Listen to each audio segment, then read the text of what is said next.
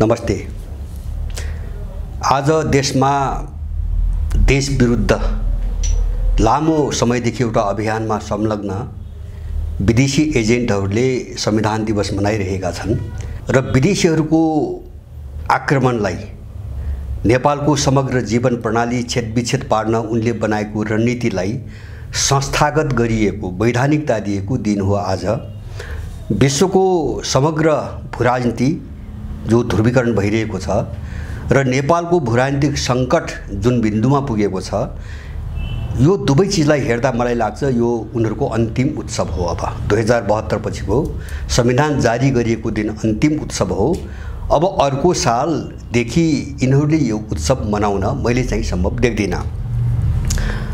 आजभन्दा चाहिँ 4 दिन अगाडि कोही एउटा घटना जस्तो देशको भूराजनीति एक थरी चाहिँ दलाल कित्ता एउटा उत्सव देश विरुद्ध हमला गर्न सफल भएको उपलक्ष्यमा उत्सव बनाइरहेको छ र अर्को एउटा चाहिँ तपाईको दृश्यले के देखाइरहेको छ भने यिनको विनाश, यिनको काल एकदम निकट आइसकेको छ र नेपालको भूराजनीति अन्तर्राष्ट्रिय शक्तिहरूको सीधा मुठभेडको बिन्दुमा अब पुगिसकेको छ भन्ने कुरा कतिपय बाहिरी शक्तिहरूको अभिव्यक्तिबाट स्पष्ट रूपमा बाहिर आएको छ। अहिले मैले आज यहाँहरूको ध्यानाकर्षण यही गएको भदौ 31 गते नेपाल खबर भन्ने एउटा अनलाइन एउटा पोर्टलमा चीनका एउटा कूटनीतिज्ञको लामो अन्तर्वार्ता आएको छ र त्यो अन्तर्वार्ता पढ्नेले पढे र जसले पढे तिनले धेरै चर्चामा ल्याउन खोजेको मैले देखिनँ। जस्तो त्यसको चर्चा परिचर्चा कतैबाट प्रतिक्रिया केही पनि आएको तपाईको देखिन्न। यो मौन एउटा सन्नाटा खालको जुन वातावरण छ नि, यसले नेपालको भूराजनीति कति भयग्रस्त, कति विस्फोटक भइसकेको छ भन्ने कुरा देखाउँछ। किनभने कोही पनि बोल्न चाहिरहेको छैन, कोही पनि अब यो जोखिमतिर अगाडि कसरी बढ्ने भन्ने एउटा चाहिँ कुनै निर्कुल निकाल्न सकिरहेको अवस्था चाहिँ मैले देख्दिनँ। मैले त्यो अन्तर्वार्तामा जानुभन्दा अगाडि मैले त्यो अन्तर्वार्तालाई आज सिङ्गो एउटा चाहिँ तपाईको श्रृङ्खलामा किन उठाउन खोजेको भन्छ भने छिमेकी राष्ट्र चीनका एकजना कूटनीतिज्ञको अन्तर्वार्ता हो। हामीले चीनको कूटनीतिलाई बुझेका छौँ। जस्तो उनीहरू धेरै बोल्दैनन् अथवा चाहिँ अभद्र व्यवहार गर्दैनन्, कुनै सङ्केत दिनु पर्यो भने एकदमै नबुझिने खालको अथवा चाहिँ एकदमै नरम खालको भाषा व्यवहारबाट उनीहरू आफ्नो प्रतिक्रिया दिने गर्छन्। तर बिस्तारै केही समय यता यो 31 गतिको अन्तर्वार्ताभन्दा अगाडि पनि चिनियाहरू बिस्तारै खुलेरै आउन सुरु गरेका हुन् र मैले अब पाएको जानकारी अनुसार उनीहरूले समग्र विश्वकै एउटा अन्तर्राष्ट्रिय सम्बन्धको बारेमा र स्वयं नेपालको बारेमा पनि धेरै चाहिँ पुनर्विचार गरिसकेका छन् र पहिलेको नीतिमा धेरै ठुलो परिवर्तन आइसकेको छ। त्यसैको अभिव्यक्ति, अन्तिम अभिव्यक्ति चाहिँ त्यो कूटनीतिज्ञको चाहिँ तपाईको अन्तर्वार्ता हो भन्ने मलाई लाग्छ। र मैले 2-3टा अब यो अन्तर्वार्तामा आउनुभन्दा अगाडि मैले 2टा दृश्यहरू चाहिँ पहिले जोड्छु हैन। यस्तो अभिव्यक्ति किन आयो, कसरी आयो, के कारणले आयो, के उद्देश्यले आयो आदि इत्यादि धेरै कुराहरूसँग जोडिएका। पहिलो कुरा इन्डियन र पश्चिमाहरूको अत्याचार, नेपालभित्र साह्रै नाङ्गो अत्याचार हैन। अत्याचार यहाँसम्म कि जस्तो अमेरिकनहरूले गरे, डोनाल्ड लूले यहाँ चाहिँ फोन गरेर एमसीसी पारित नगरे, तिमीसँगको सम्बन्ध पुनर्विचार गर्छौँ, तिमीलाई चाहिँ आउने अन्तर्राष्ट्रिय सहयोगहरू ब्लक गर्छौँ, यो चीनले चाहिँ यसमा अवरोध पार्न खोजिरहेछ आदि इत्यादि अमेरिकनहरूले धेरै बोले, नाङ्गै रूपमा बोले। अब इन्डियनहरू त कहाँसम्म आइपुगे भन्छ भने यिनी अपराधी प्यादाहरूलाई प्रयोग गरेर नेपालले बेच्ने बिजुली चिनिया ठेकेदार कम्पनीले चाहिँ तपाईको बनाएको हो कि होइन त्यो प्रोजेक्ट, त्यो हो भने हामी किन्दैनौँ। अथवा चाहिँ चीनसँग नजिक भएका कुनै व्यक्तिको लगानी छ त्यहाँ भने हामी किन्दैनौँ। अथवा कुनै चिनियाको पनि पार्टनरसिप छ त्यहाँ लगानी छ, सेयर छ भने हामी किन्दैनौँ हैन भन्दै त्यो सारा विवरणसम्म माग्ने हदसम्म इन्डियनहरू आए र यसलाई जवाब बाध्यताले पनि दिन जरुरी थियो मेरो आफ्नो बुझाइमा हैन। जस्तो मैले यहाँहरूलाई पहिले पनि भनेको छु, यो सीआईए र रको युरोपियन युनियनको यो जो गिरोह छ नि सत्तामा हैन, एमाले, कांग्रेस, माओवादी, मधेसवादी, राप्रपा सबैको नाममा जो गिरोह चाहिँ तपाईको छ, यो गिरोहले कतिसम्म गर्यो भन्छ भने रुसले गएको जेठमा पठाएका विकास तथा साझेदारी को प्रस्तावका नाममा पठाएका 13-14वटा चाहिँ तपाईँको प्रस्तावलाई अहिलेसम्म चाहिँ तपाईँको कुनै जवाब दिँदैन। अहिलेसम्म कुनै यति निर्लज्ज यति घृणित भए यिनीहरू। माने एउटा कुनै विदेशी शक्तिको विशुद्ध चाहिँ तपाईँको कर्मचारी, उसको तलब खाएर बसेका कर्मचारीको हैसियतमा आफूलाई सर्वाङ्ग यिनीहरूले उदाङ्गो पारे। रुसले त्यो प्रस्ताव दोहोऱ्याउँदा पनि यिनले जवाब दिएका छैनन्। त्यसको भूराजनीतिक जवाफ आउन जरुरी थियो मलाई लाग्छ। यो भयानक रूपमा आउँछ हैन, अझै चाहिँ तपाईँको आइसक्यो। यो भयानक रूपमा आउँछ, यो डरलाग्दो रूपमा आउँछ, यो कुन रूपमा आउँछ? हामीले अफ्रिका हेरिरहेका छौँ, यो कुन रूपमा आउँछ? हामीले युक्रेन हेरिरहेका छौँ, यो कुन रूपमा आउँछ? हामीले ताइवान हेरिरहेका छौँ, अथवा विश्वका विभिन्न भागमा जो एउटा तीव्र लडाइँ सुरु भयो नि, अब भूराजनीतिक चाहिँ लडाइँ सुरु भयो। अब त्यो लडाइँबाट नेपाल अछुतो छैन, यो मैले धेरै पहिलेदेखि भन्दै आएको छु। त्यसैले अति गरेपछि क्षति हुन्छ हैन, अचाक्ली गरेपछि हैन त्यसले अनिष्ट निम्त्याउँछ। त्यो स्वाभाविक थियो र चिनियाहरूको प्रस्तुति त्यही ढङ्गले बाहिर आएको छ। र यो प्रस्तुतिको निचोड, मेरो निचोड के हुन्छ भने, नेपालभित्र यो अति गर्दै जाने हो भने चीन नेपालभित्र हात हाल्न तयार छ। अब त्यो चाहिँ अन्तर्वार्ताको सार यो हो, हात हाल्न तयार छ। मैले यहाँहरूलाई पहिले पनि भनिसके झैँ म फेरि दोहोऱ्याउँछु कि चीनले सन् 2022 को जुन महिनामा एउटा कानुन पारित गरेको छ, जुन कानुनले के भन्छ भने चीनको सार्वभौम सत्ता, चीनको अखण्डता र चीनको राष्ट्रिय हितका विरुद्धमा अर्को कुनै मुलुकमा चाहिँ त्यस्तो गतिविधि भयो अथवा क्रियाकलाप भयो भने चीनले त्यहाँ सिधै सैन्य अपरेसन सुरु गर्न सक्छ अथवा अपरेसन गर्ने अधिकार चीनलाई छ भन्ने उसले कानुन पारित गरिसकेको छ। त्यसको 1 महिनापछि रुसले पनि त्यस्तै कानुन पारित गरेको छ। भनेपछि अब यो ठाउँमा जो ल्याए नि यिनीहरूले, जस्तो पृष्ठभूमि तपाईँको हेर्नु मैले भने रुसी प्रस्ताव पेन्डिङमा राखेका छन् हैन, रुसी प्रस्ताव चाहिँ अगाडि बढ्न दिइरहेका छन्। त्यो विशुद्ध इन्डियन र अमेरिकन युरोपीयनको भन्दा अरू कसैको हातै छैन, उनले रोक्न लगाइरहेछ। अब बीआरआईसँग यिनले आफै सम्झौता गरे, आफै चाहिँ तपाईँको रोके, ब्लक गरे, एउटा पनि अगाडि बढ्न दिइरहेको छैनन्। अब काङ्ग्रेसको चाहिँ तपाईँको चुनाव घोषणापत्र हेर्ने हो भने त चीनले दिने अनुदान बाहेक चीनसँग कुनै पनि सम्पर्क सम्बन्ध कारोबारै नगर्ने भनेर उसले घोषणापत्रमै राखेको थियो। चुनावको बेला घोषणापत्रमा काङ्ग्रेसले राख्यो। एमाले माओवादीको चाहिँ भित्री लाइन पनि त्यही हो हैन। यिनीहरू जस्तो युक्रेन द्वन्द्वको सन्दर्भमा यिनी नेटोको पक्षमा उभिए, बारम्बार नेटोको पक्षमा उभिए हैन। त्यो नेटोको नाममा उनीहरूले गरेका अपराधहरूको विषयमा यिनीहरू कहिले पनि बोलेन। आदि इत्यादि धेरै घटनाहरू अति भइसकेपछि अब यो चाहिँ घटना एउटा त इन्डियन अमेरिकनको अत्याचारको पराकाष्ठा, गुण्डागर्दीको पराकाष्ठा र यसको चाहिँ जो यो अन्तर्वार्ता आयो, यसको अर्को पृष्ठभूमि के हो भन्छ भने पुष्पकमल दाहाल नामको एउटा प्यादाको आसन्न चीन भ्रमण हैन, एउटा नाटकबाजहरूको नौटङ्की गर्नेहरूको एउटा चीन भ्रमण। सायद मलाई लाग्छ त्यो चुनौती हो। भ्रमण के को निम्ति गर्ने हैन, राम्रोसँग विचार गरेर मात्रै आऊ हैन। त्यो एउटा चुनौती पनि हो, च्यालेन्ज पनि हो अप्रत्यक्ष भाषामा। मैले यो गम्भीरताको निम्ति मैले केही समग्रमा अरू तपसिलका बुदामा जानुभन्दा अगाडि केही साह्रै सङ्गीन, जसले चीनको विदेश नीति पुरै उल्टिसकेको र अब चीन चाहिँ आक्रामक ढङ्गले अगाडि आइसकेको स्पष्ट रूपमा सङ्केत दिन्छ हैन। जुन सङ्केत हामीले ताइवानमा पनि देखिरहेछौँ। जस्तो अमेरिका जति चाहिँ नाङ्गो रूपमा चाहिँ तपाईँको गुण्डागर्दी गर्न खोज्यो त्यो क्षेत्रमा, यो भर्खरै हिजो मात्रै आएको समाचार, अस्ति आएको समाचार, चीनले अहिले अभूतपूर्व इतिहासमा कहिल्यै प्रयोग नगरेको शक्ति ताइवानलाई घेराबन्दी गरेर चाहिँ उसले युद्धाभ्यास सुरु गरेको छ। 103वटा चाहिँ फाइटर जेटहरू र अब 1 दर्जन जति युद्धपोतहरू र पनडुब्बीहरू सहित हैन उसले चाहिँ भयानक रूपमा चाहिँ ताइवानको घेराबन्दी गरेर एउटा सामुद्रिक सैन्य अभ्यास गरिरहेको छ। र यही बेला अमेरिकाको जर्नेल हैन मार्क मिलले हैन, अमेरिकाको जोइन्ट जस्तो स्थल सेना, जलसेना र वायुसेना, त्यो 3टा जो स्टाफ हो त्यसको प्रमुख मार्क मिल्लेले भर्खरै अस्ति चाहिँ 4 दिन अगाडि एउटा दिएको प्रतिक्रिया बाहिर न्युजमा आएको छ। उनले के भन्छन्, अहिले भन्छ भने चीनसँग कुनै पनि प्रकारको मुठभेडबाट अमेरिका जोगिन जरुरी छ, कुनै पनि प्रकारको मुठभेडबाट अमेरिका बस्नुपर्छ भनेर उनले अमेरिकन सरकारलाई सुझाव दिएका छन्, जो बाहिर चाहिँ सार्वजनिक भएको छ। अब यो सुझाव किन आइरहेको छ त भन्दाखेरि उनीहरूले बुझिरहेछन् हैन। अब बढ्ता गर्ने हो भने चीनको प्रतिक्रिया के हुन्छ, रुसको त देखि नै रहेका छन्। अब त्यसपछि उत्तर कोरियाको के हुन्छ, इरानको के हुन्छ, किन त्यो प्रतिक्रियाको तयारी अन्तबाट पनि भइरहेछ। अहिलेसम्म जो एकहोरो थियो अब त्यो चाहिँ तपाईँको समयको अन्त्य भएको कुरा उनले पनि बुझेका छन्। अब यो चिनिया कूटनीतिक नेपाल कहाँ पुग्यो र हामीले कसरी सोच्ने त अब हैन, जस्तो आम नेपालीले कसरी सोच्ने, यो एउटा चाहिँ सबै हामी नेपालीले राय बनाउने एकदमै जरुरी छ। किन देश मुठभेडमा गइ नै सक्यो, मेरो बुझाइमा गइ नै सक्यो।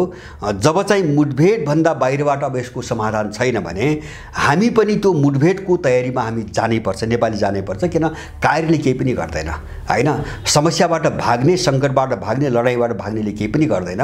त्यसकारणले हामीले सोच कस्तो बनाउने भन्ने दिशातिर हामी बिचमा आमबहस हुन जरुरी छ। पहिले म चाहिँ ती कूटनीतिका केही प्रमुख भनाइहरू सहित अलिकति विस्तृतमा कुरा राख्छु। जस्तो उनको नाम चाहिँ तपाईको हु सिसेङ, उनी China institute of contemporary international relation भन्ने एउटा डिपार्टमेन्ट छ चीनमा। त्यो भित्र विश्वको सबै अन्तर्राष्ट्रिय सम्बन्ध हेर्ने त्यो विभागभित्र एउटा उपविभाग भनौँ, institute of south Asian studies, दक्षिण एसिया हेर्ने एउटा विभाग छ, त्यसको डाइरेक्टर हुन् उनी। भनेपछि उनी निकै माथिल्लो स्तरका र नीति निर्माण गर्ने अथवा चाहिँ राज्यलाई चाहिँ अब कुनै पनि नीतिको चाहिँ सुझाव दिने निर्णायक ठाउँमा उनी बसेका छन्। हो सिसेन उनको अन्तर्वार्ता हो। उनले अन्तर्वार्तामा भनेका म 4-5 वटा कुराहरू जो मेरो अनुमानमा अब चीन चाहिँ तपाईको नेपालभित्र अब अति यस्तै बढ्दै जाने हो भने नेपालभित्र अमेरिका र इन्डियनसँग युद्धका निम्ति चीन तयार छ, उनले प्रष्ट सन्देश दिएर गए हैन। एउटा बुदा छ, नेपालमा भूराजनीतिक टक्राउले स्थान पाएको छ अहिले, उनको भाषा हेर्नुस् हैन, कूटनीतिक होइन, भूराजनीतिक टक्राउले चाहिँ तपाईको स्थान पाएको छ, त्यो वातावरण बनिसकेको छ, उनको एउटा जोड। दोस्रो, अवरोधको भूराजनीतिक कोणबाट सम्बोधन चीनको पहिलो आवश्यकता हो। माने चीनलाई जो अवरोध पाइरहेछन्, इन्डियन अमेरिकन दुईटै देशको नाम लिएका छन् उनले, यसको चाहिँ जवाब भूराजनीतिक कोणबाटै दिन्छ चीनले, यो चीनको पहिलो आवश्यकता हो हैन। अब अर्को उनको भनाइ छ, नेपालमा अमेरिकाको निकै ठुलो घुसपैठ रहेको छ। यसको मतलब हो जै सत्तामा जो छन् नि यिनी सबै सिआइएका प्यादा हुन्, अमेरिकाका प्यादा हुन्, इन्डियनका प्यादा हुन् हैन। घुसपैठ भनेको त्यही हो। उनले प्रष्ट रूपमा तिमीहरू को हो भन्ने पनि उनले सङ्केत दिएका छन्। उनको अर्को भनाइ छ, यो क्षेत्रमा स्थायित्व र एकता भएन भने त्यसबाट उत्पन्न हुने द्वन्द्व डरलाग्दो हुन्छ र नेपाल जस्ता मुलुकका लागि घातक हुन्छ। नेपाललाई पनि सम्झाएका छन्, भोलि अन्तर्राष्ट्रिय मुठभेडको नतिजा के हुन्छ भन्ने कुरा अहिले समयमै बुझ हैन। त्यसपछि अर्को भनाइ छ, बीआरआईलाई असफल पार्न वा भू राजनीतिक नाटकका लागि मात्र परियोजनाहरू आउँछन् भने त्यो विनाशकारी हुनेछ हैन। एउटा नाटकको रूपमा उनले भन्न खोजेको जसो एमसीसी आयो, टार्गेट त चीन हो, तिब्बत हो हैन, त्यो एउटा नाटक हो हैन। उनको भनाइ त्यो नाटक हो हैन, कुनै भूराजनीतिक खेलको एउटा नाटकको रूपमै जो सहयोगको एउटा अभिनय हुन्छ नि, जस्तो इन्डियनहरू हाइड्रोमा लगानी अथवा विभिन्न नाटक गर्छ इन्डियनले हैन। यो नाटक जो त्यो वास्तविक एउटा भूराजनीतिक स्थायित्व र एकताको निम्ति त्यो हुँदैन र त्यो नाटकको रूपमा चाहिँ एउटा परियोजना आउँछ भने त्यसको नतिजा विनाशकारी हुन्छ, उनको अर्को भनाइ छ। अर्को चाहिँ उनी भन्छन्, जलविद्युत परियोजनाहरूमा अप्ठ्यारो सृजना गरिरहेको छ इन्डियाले, नेपालको दक्षिण छिमेकीले भनेका छन्। यसबारेमा फरक हिसाबले सोच्नुपर्ने भएको छ, त्यसै अनुरूप हामी बढ्दैछौँ। जस्तो जलस्रोतमा लगानीदेखि लिएर विद्युतसम्म जुन इन्डियाले घिनलाग्दो खेल खेलिरहेको छ नि, त्यसको जवाब दिनु हाम्रो चाहिँ एउटा काँधमाथि आएको जिम्मेवारी हो। उनले अब भनेका छन् यसबारेमा हामीले अर्को ढङ्गले सोच्नुपर्ने स्थिति आइसकेको छ। अब कसरी सोच्छन् त्यो उनीहरूको कुरो हो हैन। तर इन्डियनको चाकरी गरेर हैन, निर्लज्ज खुट्टामा ढोगेर इन्डियनका गुमुत खाएर यिनी अपराधीहरूले जे गरे नि, जस्तो चीनसँगको ट्रान्समिसन लाइन बन्न नदिने, रोकिरहेछन्। ट्रान्समिसन लाइनको सम्झौता भएको उहिले हो, ट्रान्समिसन लाइन बन्न नदिने, अनि चाहिँ विद्युत किन्दाखेरि त्यहाँ चिनिया गन्ध छ कि छैन भनेर प्रष्टीकरण माग्ने हैन। यसको जवाब दिन पनि जरुरी छ, उनलाई जरुरी छ भन्ने लाग्छ मलाई।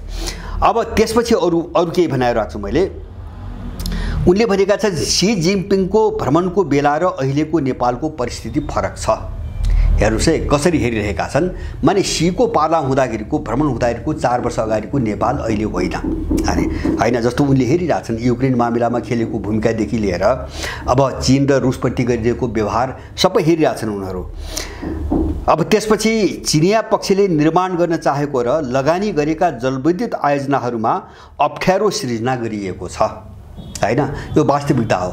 मैले रुसको कुरा गर्दै थिएँ। रुसी राजदूतले त सन् 2014 मा 9 वर्ष अगाडि मैले यहाँहरूलाई पहिले पनि भनेको छु, उनले नेपालको चाहिँ हाइड्रो जलविद्युतमा हाम्रो ठुलो रुचि छ, हामी लगानी गर्छौँ नम्बर 1। त्यति मात्रै होइन कि नेपालको प्रधानमन्त्री र रुसको राष्ट्रपतिलाई एकअर्का देशको भ्रमण गर्ने वातावरण पनि म मिलाउँछु भनेर बारम्बार भन्दा पनि त्यो बेला सायद माधव नेपालको सरकार हो, कुनै रेस्पोन्स गरेन। माधव नेपालको पालाको कुरो हो भनेर उनले नयाँ पत्रिका नामको एउटा पत्रिकामा अन्तर्वार्ता नै दिएका थिए हैन।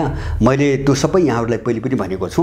माने कुनै देशको राजदूतले त्यति पहल गर्दाखेरि पनि त्यसको जवाब पनि नदिने, पठाएका प्रस्ताव ब्लक गर्ने, यो सबै अत्याचार, यो अपराध र यो फोरी खेलहरू यिनले खेल्दै आएका छन्।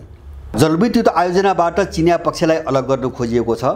पोखरा विमानस्थलमा अन्तर्राष्ट्रिय विमानहरूलाई उडान गर्न रोक लगाइएको छ हैन। त्यो तपाईँ हामीलाई सबै थाहा छ। जस्तो लुम्बिनीमा पनि इन्डियाले अवरोध पाइरहेछ आकाश नदिएर हैन। त्यो चाहिँ अन्तर्राष्ट्रिय विमानहरूलाई आकाश प्रयोग गर्न नदिएर, किन चीनले बनाएको हो। बस पोखराले त्यही शिकार भइरहेको छ। अर्को पक्षलाई विस्थापित गर्ने गरी बाह्य पक्षबाट आउने सहयोगले नेपाललाई हानि मात्र गर्छ। त्यस पछाडि छ जब चीन भारत सम्बन्ध खराब बन्छ, यस्ता खालका सहमति कानुनका दृष्टिले नेपाल त्यसको पहिलो शिकार बन्न पुग्छ।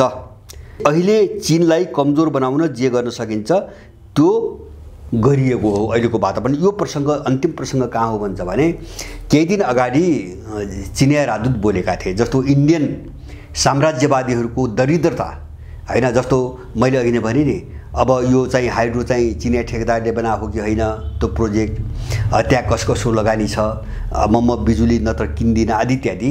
यही गुन्डागर्दी र त्यसमा पनि इन्डियाले के गर्ने भन्छ भने जस्तो 7-7.5 रुपियाँमा यहाँबाट बिजुली किन्ने, अनि त्यही बिजुली चाहिँ तपाईँको 11.5-12 रुपियाँमा नेपाललाई बेच्ने, त्यही नेपालबाट किनेको। यो यहाँको दलालले त्यतिसम्म अपराध गरेको छ हैन। जब किन्नु नै पर्छ उसँग भने इन्डियासँग किन बेचिरहेको छ यहाँबाट भनेपछि उसलाई लुटाउने हैन। त्यही बिजुली बेच्ने सस्तोमा अनि उसले किनेको त्यही बिजुली किन्ने महँगोमा। भने जब किन्नै छ भने आफूले बेच्ने बिजुली प्रयोग गर्नु भएको पनि यत्रो खाँचो छ, विद्युतीकरणको यत्रो खाँचो छ भने साम्राज्यवादीहरूलाई आफूलाई पालेका आफ्ना बाउआमाहरूलाई देश लुटाउने यिनी अपराधीहरूको तपाईँको नीति। यही विषयमा उनले भनेका थिए हैन। जस्तो चाहिँ नेपालले 10 अरबको बिजुली बेच्यो, 19 अरबको किलो इन्डियासँग। यही प्रश्नमा उनले बोलेका थिए यस्तो छिमेकी हुनु नेपालको निम्ति दुर्भाग्य हो। उनले यही भनेका थिए यहाँ चाहिँ र CIA का पकेट माराहरू हैन खुब कराए है। चिनिया राजदूत चाहिँ तपाईँको कुटनीतिको सीमा नाग्यो हैन। तर यिनी कुन बेला बोलेन भन्छ भने डोनाल्ड लूले नेपाललाई धम्काउँदा यिनका मुखमा डोनाल्ड लूको दिशा पिसाब थियो यिनका मुखमा हैन।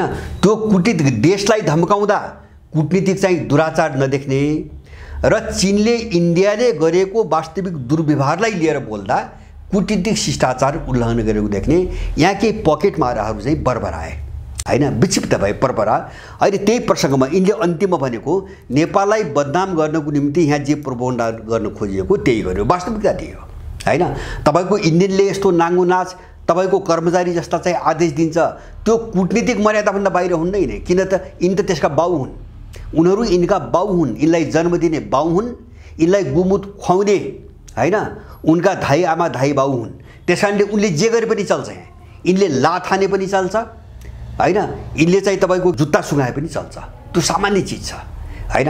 तर अर्को देशको मान्छे कुनै देशको विरुद्धमा बोल्यो भने त्यो कूटनीतिक मर्यादाको उल्लङ्घन हुन्छ। यो हामीले देख्दै आएका छौँ।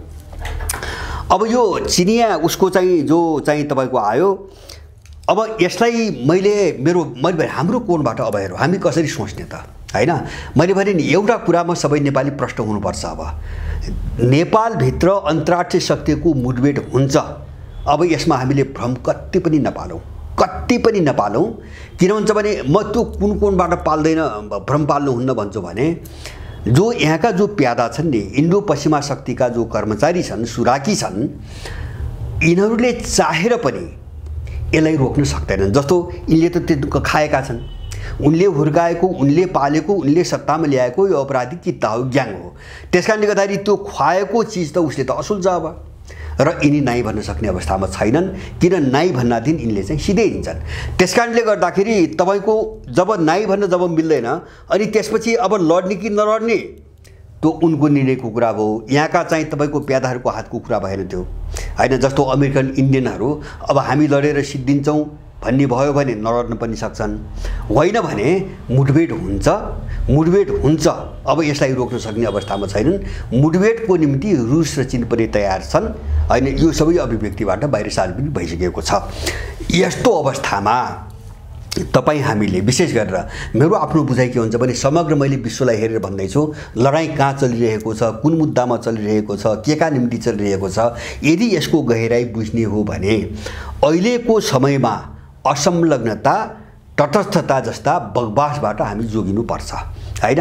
यो हामीलाई अल्मल्याउने र हामीलाई ठिक बिन्दुमा उभिन नदिने एउटा षड्यन्त्र हो। किन भन्छ भने पहिलो त अहिलेको ध्रुवीकरणको जमानामा कोही पनि तटस्थ रहन सक्ने सम्भावनै छैन, होइन। जस्तो इकोनोमिक जो स्ट्रक्चर हुन्छ नि विश्वभरिको आर्थिक बनावटको कारणले, मैले धेरै पटक यहाँहरूलाई भनेको छु, होइन। अरू विभिन्न कारणले, होइन, जस्तो राजनीतिक कारणले अथवा विभिन्न कारणले त्यो सम्भावना छैन।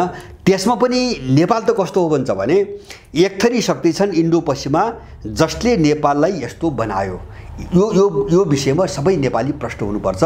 देशलाई यो हालतमा आर्थिक रूपमा देशलाई नाङ्गो बनाउने, नेपाललाई नाङ्गो बनाउने, होइन, अपराधी प्रयोग गरेर, उनका कर्मचारी प्रयोग गरेर देशलाई नाङ्गो बनाउने, राजनीतिक रूपमा, होइन, यस्तो अपराधी तन्त्र चाहिँ तपाईँको लाद्ने, सामाजिक रूपमा चाहिँ साम्प्रदायिकताको बीजारोपण गर्ने, सांस्कृतिक हमला गर्ने,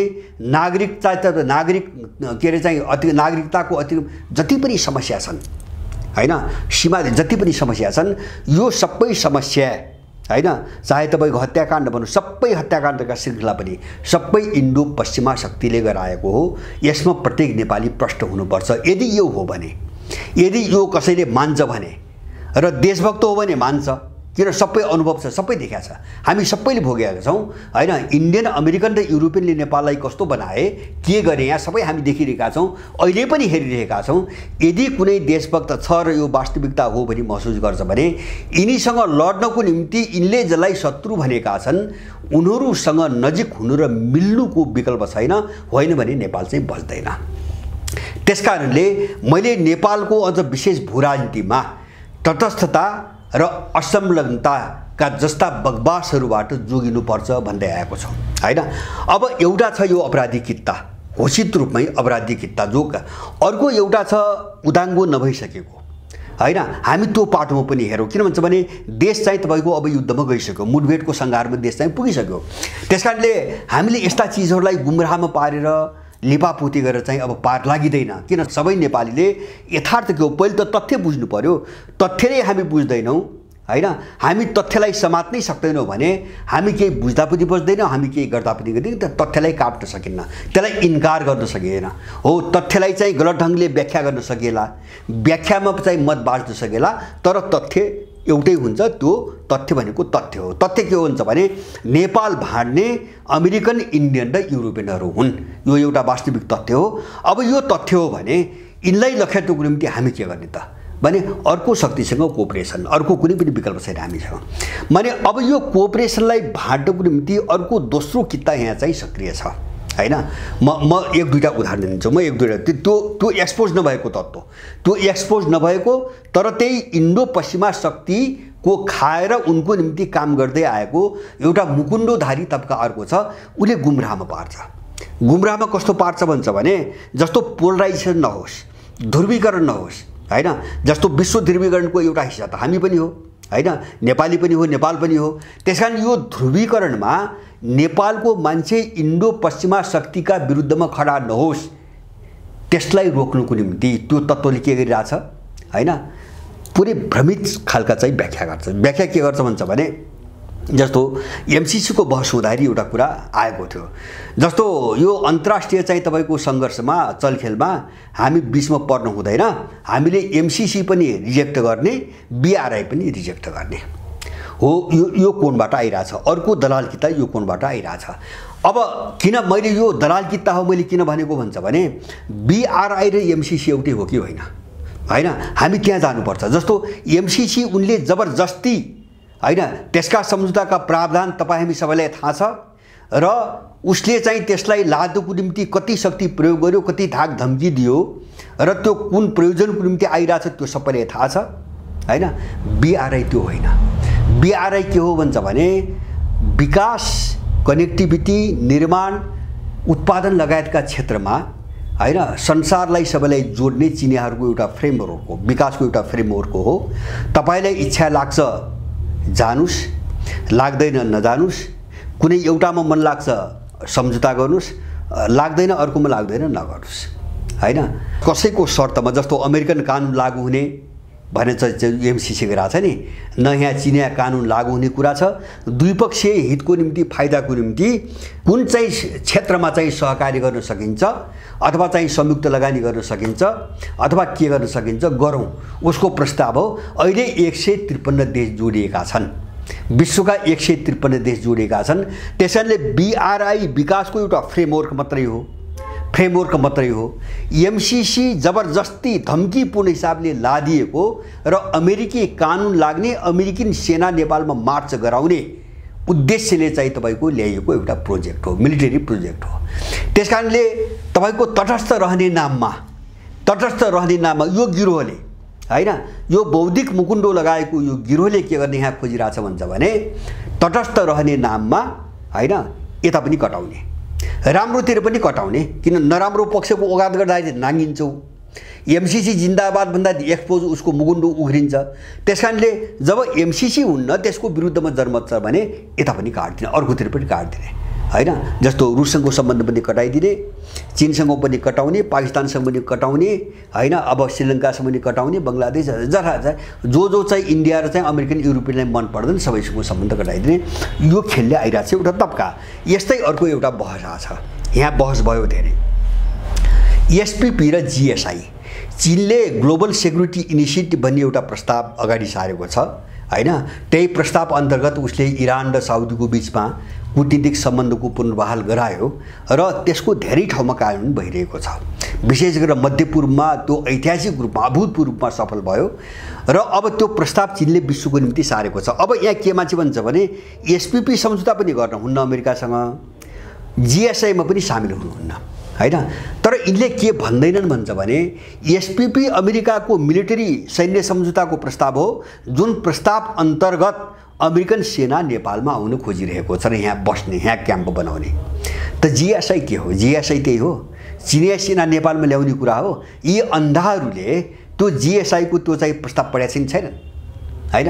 जीएसआई के हो भन्छ भने विश्वको सुरक्षा यसरी गर्ने भनेर एउटा अवधारणा हो, होइन। त्यसले के भन्छ भने त्यहाँ चीनले सुरक्षा गरिदिनु होइन, त्यो जीएसआईमा प्रश्न भनेको छ।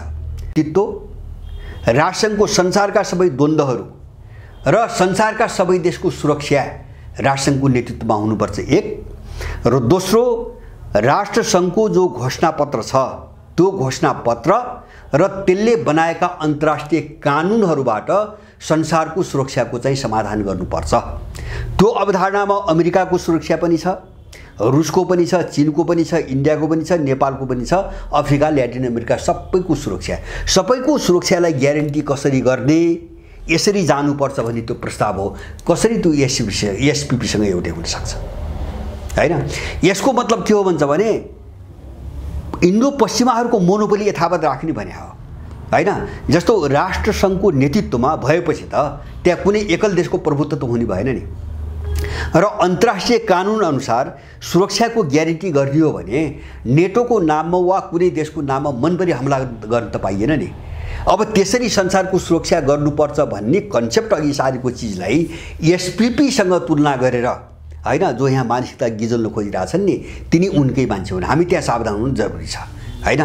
त्यो प्रस्ताव ल्याओस् नि त, अमेरिकनले ल्याए हुन्छ नि त्यो प्रस्ताव इन्डियनले ल्याए हुन्छ नि त, हैन। कुनै पनि ठुलो शक्ति राष्ट्र भन्नेले सानोमाथि हमला गर्नु हुँदैन हैन, अथवा चाहिँ कुनै द्वन्द्व छन् अप्ठ्यारा छन् भने राष्ट्रसङ्घमा गएर यसको हल खोज्नुपर्छ। सैन्य प्रयोग गर्छ भने पनि राष्ट्रसङ्घले नै गरोस्।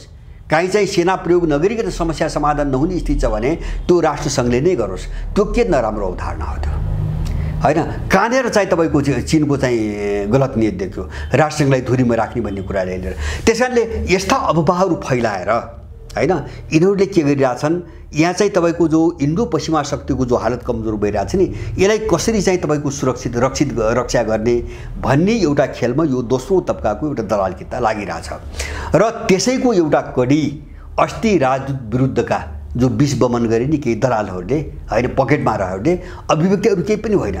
यहाँ मात्रै के हो भन्छ भने अमेरिकनहरूले एमसीसी जुन सोचमा अगाडि बढाउन खोजिरहेछन् अथवा इन्डियनहरूले यहाँ जे गरिरहेछन्, युरोपियनले जे गरिरहेछन्, त्यसका विरुद्धमा जो नेपाली जनमत छ त्यो जनमतलाई अर्को दिशातिर चाहिँ तपाईँको ढाल्ने भङ्ग्याउने हैन। अब चीन विरुद्ध चाहिँ एउटा सेन्टिमेन्ट बन्यो भने के हुनुहुन्छ भने एउटा त त्यो इन्डो पश्चिमा शक्तिबाट स्याम्फेती बढ्ने भयो, सहानुभूति बढ्ने भयो हैन।